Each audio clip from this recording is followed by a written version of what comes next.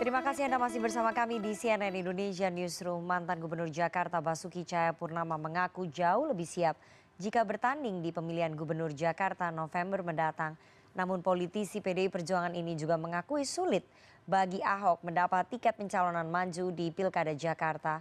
Sore ini kita akan membahasnya dengan Deputi Tim Pemenangan Pilkada PDI Perjuangan Andreas Parera dan Guru Besar Ilmu Politik UIN Syarif Hidayatullah, Profesor Burhanuddin Mutadi. Selamat sore. Bapak-bapak.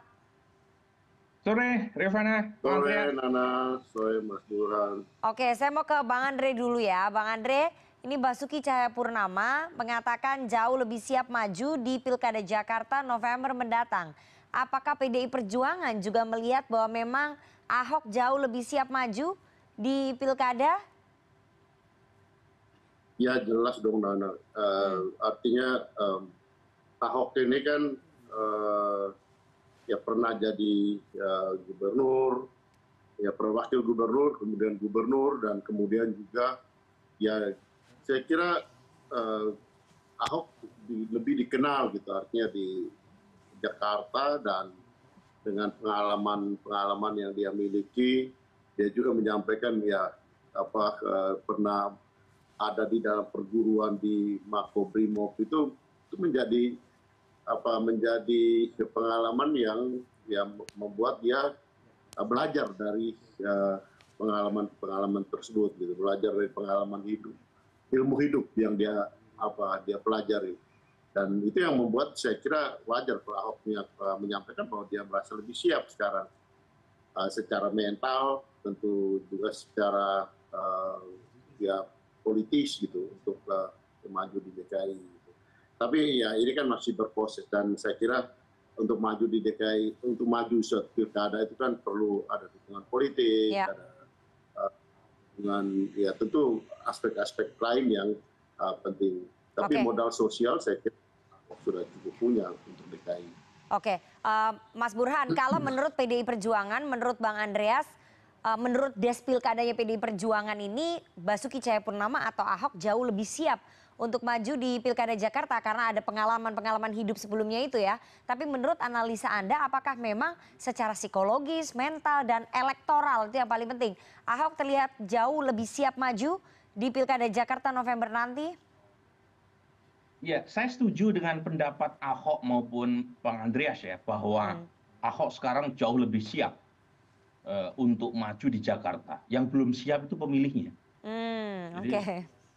Jadi saya harus mengatakan dengan terus terang, sampai bulan lalu warga Jakarta terlihat masih belum siap terkait dengan majunya Ahok sebagai calon gubernur DKI Jakarta.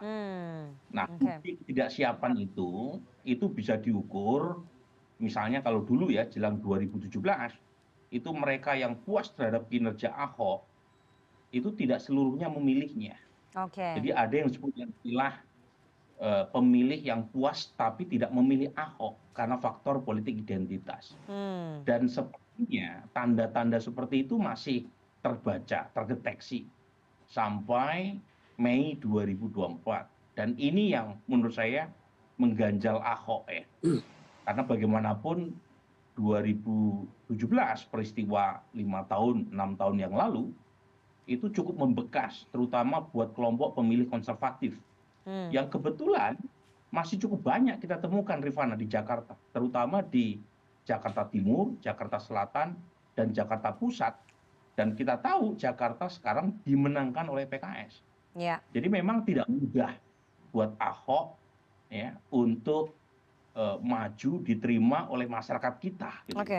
Karena tadi ada problem yang sangat struktural ya, yang mengganjal figur sehebat Ahok gitu ya, yang kita tahu cukup teknokratik dalam mengurus masalah publik, itu harus terpaksa tergeser ya, karena urusan-urusan primordial semacam ini. Baik, Mas Burhan, tapi kalau menurut Anda pernyataan Pak Basuki Cahayapurnama atau Pak Ahok itu memang sinyal bahwa beliau ingin maju Pilkada Jakarta atau hanya testing the water sih? Bahwa menyatakan saya sudah lebih siap maju di Pilkada Jakarta? Kalau saya melihat ini semacam sinyal dari Ahok bahwa beliau secara personal itu lebih berkenan kalau boleh memilih ya, Ya, untuk maju di Jakarta ketimbang diajukan di tempat lain. di Kan Sumut muncul maksudnya isu ya. Ya. ya, di Sumut atau di NTT atau di Bali atau di Hmm. Sulawesi Tenggara. Intinya di wilayah-wilayah yang secara primordial itu diharapkan lebih menerima Ahok karena wilayah yang tadi saya sebut Ya. itu mayoritas non Muslim, atau kalaupun toh masih Muslim mayoritasnya seperti Sumut, tetapi ada basis non Muslim yang besar. Lagi-lagi ini tidak tepat ya, secara pribadi saya menganggapnya ya. Seharusnya siapapun apapun agamanya itu dipilih atau mampu atau bisa memenangkan dimanapun dia berada tanpa melihat apakah mayoritas Muslim atau tidak Muslim.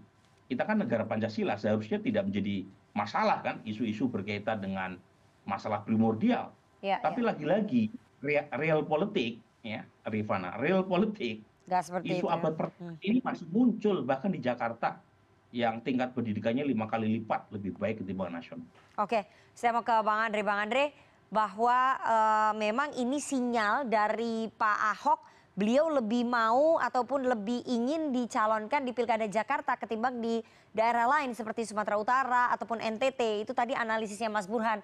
Padahal kita tahu bahwa DPP PDI Perjuangan sepertinya memberikan sinyal mengirim Pak Ahok di Sumut begitu.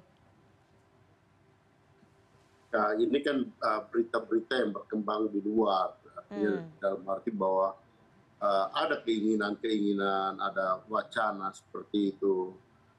Tapi ya ini situasi pilkada serentak apalagi ya, yang di mana partai harus mengurus banyak wilayah, dan di situ tentu perlu juga kader yang siap lintas daerah, dalam arti ada daerah yang mungkin banyak kader, arti stok kadernya banyak, tapi ada yang kurang. Di situ kalau figur itu adalah figur yang mempunyai mempunyai tingkat elektabilitas yang atau dikenal lah, paling tidak dikenal secara nasional, akan lebih mudah, Nana. Ahok adalah salah satu figur yang secara nasional cukup dikenal, atau boleh dikatakan di atas rata-rata lah tingkat pengenalannya, sehingga lebih mudah untuk mengkampanyekan Ahok untuk maju di wilayah-wilayah yang memungkinkan seperti tadi yang disinggung oleh Mas Burhan tadi. Saya kira itu wajar gitu. Tapi secara subjektif sendiri Ahok menyatakan bahwa kalau disuruh diberi kesempatan untuk memilih, ya dia lebih memilih di Jakarta, karena di Jakarta lah dia ya punya sejarah dan mungkin punya ikatan emosional juga gitu dengan Jakarta gitu. Tapi yang seperti Mas Burhan sampaikan tadi, saya kira itu juga penting untuk menjadi, bahkan saya kira harus menjadi bahan refleksi dan pertimbangan baik untuk Ahok sendiri maupun untuk partai gitu. Bagaimana menempatkan figur sepopuler, sedikenal Ahok ini untuk kalau mau ditempatkan di pilkada ini, saya kira satu kemungkinan. Jadi Ahok ini kan ibaratnya apa? Ibaratnya ya kalau dicatur tuh dia mungkin permaisurinya atau apa yang bisa bergerak lebih leluasa gitu kemana-mana gitu. Baik. Karena dikenal. Ya. Bang Andre, artinya PDI Perjuangan memang mempertimbangkan juga mengusung Ahok di Pilkada Jakarta? Ya banyak nama yang sudah di dalam proses penjaringan ini gitu. Dalam arti ya di DKI kan stok banyak yang sudah mendaftar dan ada di dalam proses penyaringan. Saya kira apa yang disampaikan oleh Ahok, apa yang disampaikan oleh Mas Burhan tadi atau di teman-teman lain pengamat ini akan menjadi referensi dan ujian yang paling real itu adalah ketika melihat elektabilitasnya gitu kan. Jadi disitulah akan teruji apakah masyarakat itu dari Ahoknya mungkin mau, tapi kalau dari masyarakat belum mau kan akan teruji di situ gitu. Baik. Dalam arti bahwa itulah real politik yang harus dihadapi. Oke. Sebetulnya tadi kan Mas Burhan menyampaikan ya, yang nggak siap itu pemilih kita, pemilih Jakarta, meskipun Ahoknya siap. Tapi kami dengar yang nggak siap juga di internal PDI Perjuangan, pesimis kalau Pak Ahok bisa maju di Pilkada Jakarta. Ya itu sama seperti Ahok menyatakan siap, tapi ada yang menyatakan ya secara subjektif menyatakan ya dia ragu-ragu atau mungkin dia optimis, dia ragu-ragu. Nah, akhirnya yang objektif lah yang harus kita perhatikan di situlah ukurannya salah satunya, dan selama ini yang digunakan itu adalah melalui hasil-hasil survei yang kredibel gitu untuk kemudian melihat peta itu secara real. Jadi ya pembicaraan-pembicaraan ini kan wacana-wacana, pandangan-pandangan perorangan, pandangan-pandangan subjektif yang muncul di publik gitu, termasuk ya sekarang ini gitu. Berarti memang ada sentimen pesimisme di internal PDI Perjuangan terkait Ahok karena ada beban kasus masa lalu begitu. Di internal PDI Perjuangan begitu Bang Andre? Ya saya kira faktanya tuh wajar dan itu kita semua mengalami, kita semua tahu, kita tidak mengharapkan itu terulang lagi gitu, dalam arti bahwa politik identitas itu muncul lagi. Katakanlah misalnya ketika Ahok muncul, politik identitas itu muncul lagi gitu, dan ya saya kira pengalaman seperti itu seharusnya tidak terjadi. Tapi kalau itu tidak terjadi ya itu memberikan peluang buat Pak Ahok, seperti yang Pak Ahok sendiri sampaikan bahwa dia secara pribadi lebih siap dengan kalau dia dicalonkan di DKI, atau ada formula-formula lain yang bisa diberikan pada Pak Ahok nanti. Tapi itu nanti kita lihat di dalam perkembangan ke depannya. Baik, baik.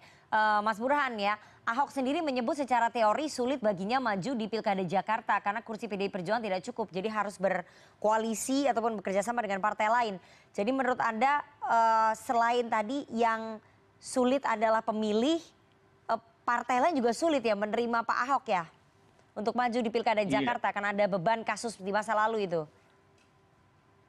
Iya betul. Jadi selain itu juga ada sistem pemilu yang menurut saya kurang kondusif ya buat Ahok untuk memenangkan Pilkada Jakarta, yaitu 50% plus 1. Nah kalau kita mengacu pada pilkada lain, itu kan sistemnya plurality majority. Jadi siapapun yang unggul meskipun nggak mencapai 50%, asalkan lebih tinggi dibanding calon yang lain, dia bisa menang. Dan ini yang bisa membuat calon gubernur yang berasal dari kelompok minoritas itu unggul di beberapa tempat. Misalnya Pak Cornelis dari PD Perjuangan itu bisa unggul di Kalimantan Barat meskipun mayoritas di sana Muslim, karena calon gubernur Muslimnya terpecah, sementara Pak Cornelis itu memperkuat basis kelompok minoritas, dan meskipun kemenangannya nggak mencapai 50%, tetapi sistem pemilu memungkinkan buat beliau untuk tetap dilantik sebagai orang nomor 1 di Kalbar saat itu. Nah di Jakarta kan nggak ada setahu saya itu.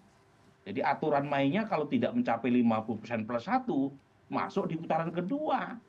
Dan di putaran kedua itulah Pak Ahok dihabisin kan. Kalau kasus di 2017, di putaran pertama Pak Ahok masih menang, kisaran 42%. Di putaran kedua siapapun calon yang gagal masuk di runoff, itu pendukungnya lari ke lawan Pak Ahok. Nah ini yang menurut saya merugikan secara elektoral maupun secara sistem, sehingga memang sulit ya per hari ini buat Ahok untuk bisa bermimpi menjadi gubernur DKI lagi. Baik, Bang Andre, berarti PDI Perjuangan mengakui ya bahwa sulit menawarkan sosok Basuki Cahayapurnama atau Ahok ini ke partai lain untuk diusung di Pilkada Jakarta ya? Ya tidak langsung berarti seperti itu, tapi itu kan pandangan dari Mas Burhan itu kan pandangan akademis yang bagus gitu, dalam arti bahwa kita melihat dan fakta dengan pengalaman yang kemarin terjadi itu kan menunjukkan gitu bahwa itu pernah terjadi, bahwa kalau partai dan di dalam pilkada kan katakanlah gitu, kalau memang mau mendorong Ahok tentu ada formula-formula lain atau strategi-strategi lain yang